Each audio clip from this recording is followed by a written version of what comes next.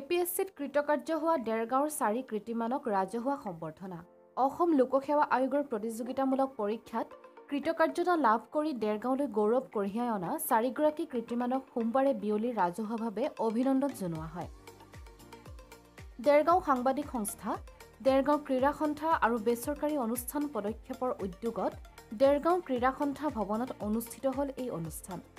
সাংবাদিক সংস্থাৰ সম্পাদক ইন্দুভূষণ মহন্তই আঁত ধৰা সভাত অসম লোকসেৱা আয়োগৰ দ্বাৰা নিৰ্বাচিত হৈ কৰ্মজীৱন আৰম্ভ কৰিবলৈ আগবঢ়া ডেৰগাঁৱৰ 4 গৰাকী সুসন্তান সেউজ সজীৱ নাথ, উদ্দীপ্ত বৰা, প্ৰভাকৰ প্ৰতিম দত্ত আৰু মলয় সমীৰ দত্তক উদ্যোক্তা সংগঠন কেইটাৰ তৰফৰ পৰা গামোচা, গ্ৰন্থৰ টোপোলা আৰু অভিনন্দন পত্ৰৰে উষ্ম অভিনন্দন জনোৱা হয়।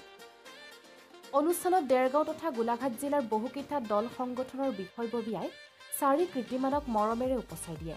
ৰাজহুৱা অভিনন্দন গ্ৰহণ কৰি দিয়া ভাষণত 4 গৰাকী মেধা ছাত্ৰই গৃহভূমি ডেৰগাঁও ৰাইজৰ এই মৰমত অভিভূত হোৱা বুলি মন্তব্য কৰে আৰু ভৱিষ্যতৰ কৰ্মজীৱনত সততা, ন্যায় আৰু মানৱতাৰে সমাজ উন্নয়নত উত্তম সেৱা আগবঢ়াই যোৱাৰ প্ৰতিশ্ৰুতি প্ৰদান কৰে। এই পৰীক্ষাটোৰ প্ৰথম প্ৰিপাৰেশ্যন আৰম্ভ হৈছিলে 2020 চনৰ পৰা। 2020 চনৰ পৰা এইবাৰ মোৰ এইটো দ্বিতীয় ইণ্টাৰভিউ আছিলে। প্ৰায় 4 বছৰ লাগিলে এটা ৰিজাল্ট পাবৰ কাৰণে, কিন্তু ইয়াত ইতিমধ্যে মোৰ কলিগসকলে বিভিন্ন ধৰণৰ কথাখিনি কৈছে আৰু ক'বলগীয়া তাত নাই। কিন্তু এই বিচিত্ৰ ছাৰে যিটো কথা ক'লে যে আমি সৎ, নিকা আৰু এই এটা ভাৱমূৰ্তি বৰ্তাই ৰখাটো অতি প্ৰয়োজনীয়, আৰু সেই কথাটো মোৰ হয়তো এইবাৰ ইণ্টাৰভিউটো কোনোবা এটা পাৰ্চপেক্টিভত সোধা গৈছিলে। আৰু মই তেতিয়া কৈছিলোঁ যে যদি মই কোনো এটা পইচা নিদিয়াকৈ সম্পূৰ্ণ মেৰিটৰ বেচিছত এটা চাকৰি পাওঁ আৰু কাইলৈ পৰহিলৈ যদি সেই চাকৰিটোৰ পদবীটো গ্ৰহণ কৰি ময়ো আকৌ বিভিন্ন ধৰণৰ অসামাজিক কাৰ্যকলাপত লিপ্ত হওঁ, তেতিয়াহ'লে মই মাত্ৰ ছিষ্টেমটোকে নহয় সমাজখনকে বিত্ৰে কৰা হ'ব। গতিকে তেনেকুৱা ধৰণৰ কথা গোটেই চাকৰি জীৱনত কেতিয়াও আপোনালোকে দেখিবলৈ নাপায় বুলি মই এই মঞ্চৰ পৰা আপোনালোকক কথা দিছোঁ।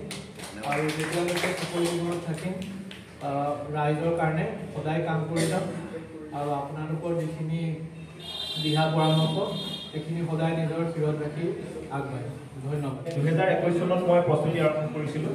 মই গুৱাহাটীস্থিত এটা কোচিঙত প্ৰথমতে কিছুদিন ক্লাছ কৰিছিলোঁ। তাৰপিছত এই পৰীক্ষাটোৰ প্ৰস্তুতি আৰম্ভ কৰিলোঁ লাহে লাহে।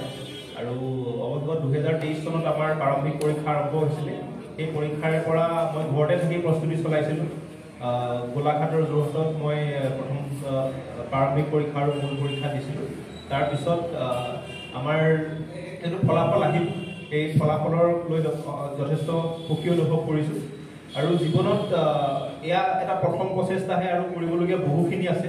সেইকাৰণে আপোনালোকৰ আমাৰ ছাৰহঁতৰ সকলোৰে আশীৰ্বাদ বিচাৰিম আৰু আপোনালোকৰ যিখিনি পৰামৰ্শ আগবঢ়াইছে সেই পৰামৰ্শখিনিও ভৱিষ্যত জীৱনত আগবঢ়াই নিবলৈ বদ্ধপৰিকৰ হ'ম। মেইনলি আজিকালি দেখা গৈছে যে এপিএছচি পৰীক্ষাত কাৰেণ্ট এফেয়াৰ্ছৰ ওপৰতে বেছি গুৰুত্ব দিয়া হয়, যিখিনি বৰ্তমান চলি আছে। সেইকাৰণে নিউজ পেপাৰ পঢ়াৰ ওপৰত চবেই গুৰুত্ব দিব লাগিব। তো তেওঁলোকৰ মতে ইউটিউবতো আজিকালি বহুতখিনি মেটেৰিয়েল পোৱা যায়। তো সেই ইউটিউব আৰু মই কোচিঙো লৈছিলোঁ। যোৱা বছৰ মই অনলাইন কোচিং লৈছিলোঁ। এইটো মোৰ ছেকেণ্ড এটেম্প আছিলে। যোৱা বছৰ মই ভাইভালৈকে গৈছিলোঁ, ফাইনেল ৰিজাল্ট পোৱা নাছিলোঁ। এইবাৰ পাছ কৰিছোঁ।